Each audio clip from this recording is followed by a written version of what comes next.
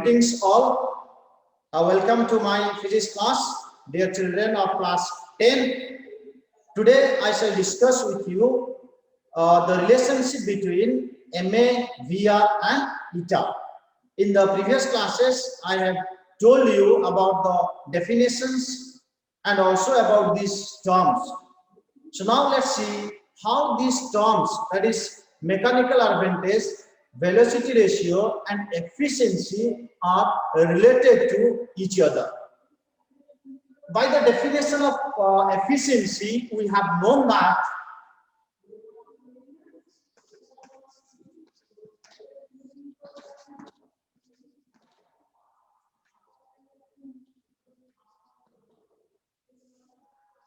eta is equals to work output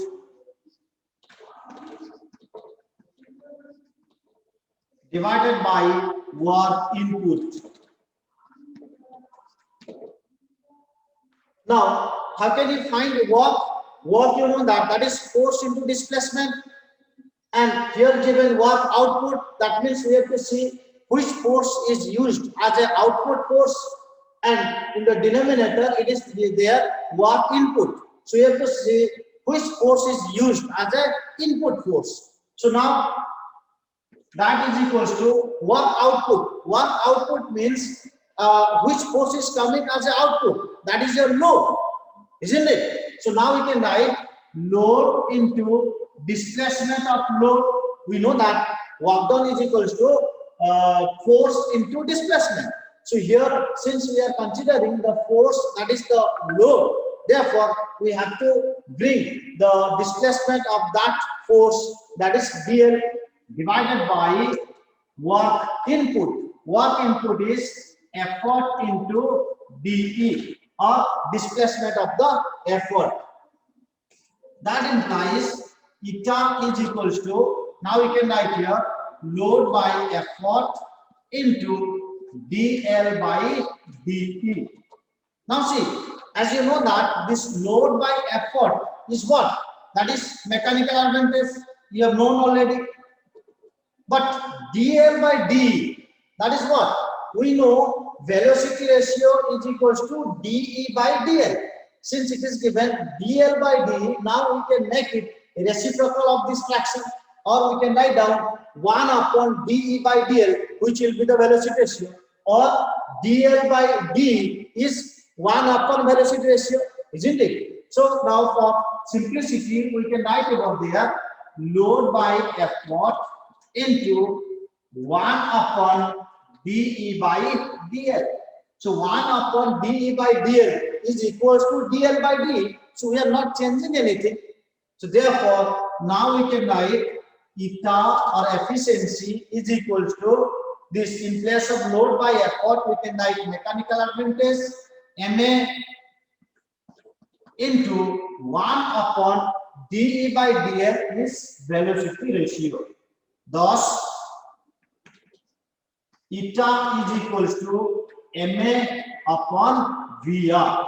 So this is the mathematical expression of the efficiency. So efficiency is equals to, or eta is equals to mechanical advantage divided by velocity ratio. Or we can write that implies MA or mechanical advantage is equals to eta into velocity ratio. Or how can you find the mechanical advantage? By multiplying the velocity ratio with the efficiency of a machine, we'll find the mechanical advantage. So this all about the relationship between mechanical advantage, velocity ratio and efficiency. And remember, my dear students, always the efficiency of a machine is expressed in percentage. So whenever we have to express the efficiency of any type of machine, we say the efficiency of such and such machine is 20%, 30%, 50%, etc. Understand? Now I am discussing about the ideal machine and the practical machine. As you know that from the principle of the machine, that is, in the ideal condition, in the ideal situation, work input is equals to work output, or input energy is equals to output energy.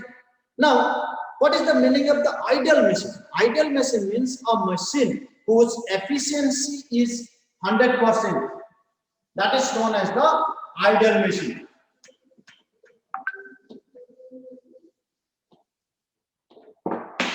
So in case of ideal machine,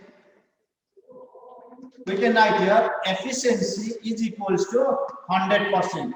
Now, efficiency is equals to 100% means what? Whenever we say efficiency is equals to MA by VR. So how can you express this? That means in this situation, MA is equals to VR, 100%, or we can write 1. So for the ideal machine, we can have MA is equals to VR.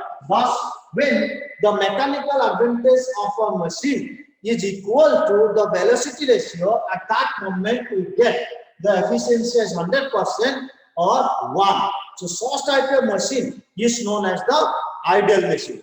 Now, what is actual machine or practical machine? In the case of the actual machine, the efficiency is always less than 1 or 100%. It cannot be 1 or 100%.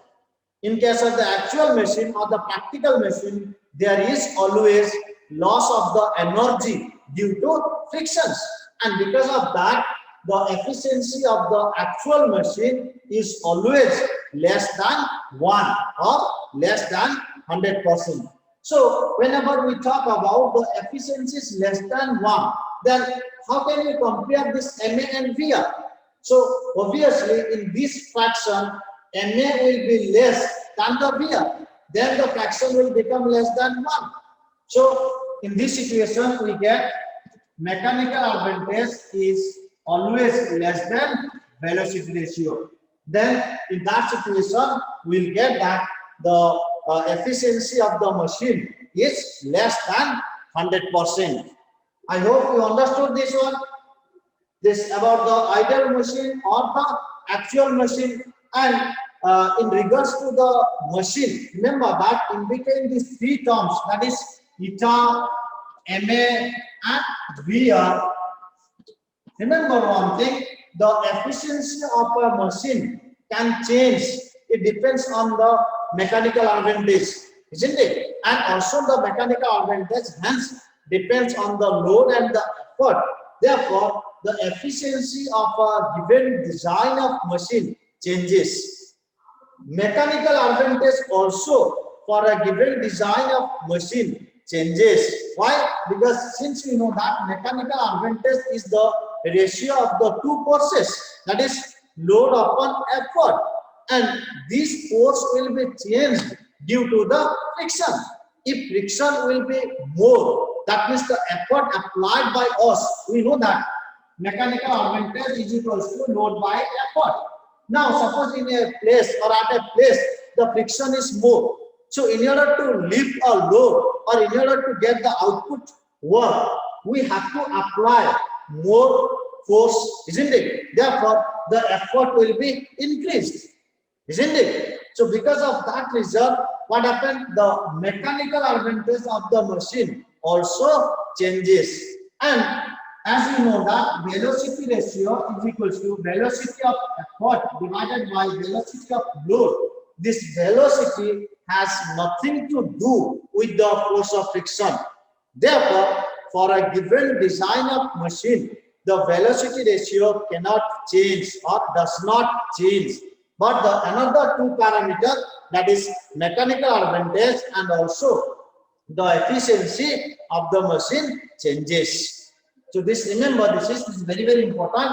The question might ask you, for a given design of machine, which of the following physical quantity changes and which of the following physical quantity does not change.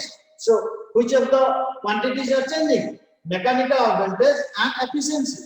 But the velocity ratio of the machine does not change. So this all about your relationship and also about the ideal machine or the actual machine. Now in this year for you, the lever is not there in your syllabus, Therefore, I am not teaching you lever. After this, I will be teaching you pulley.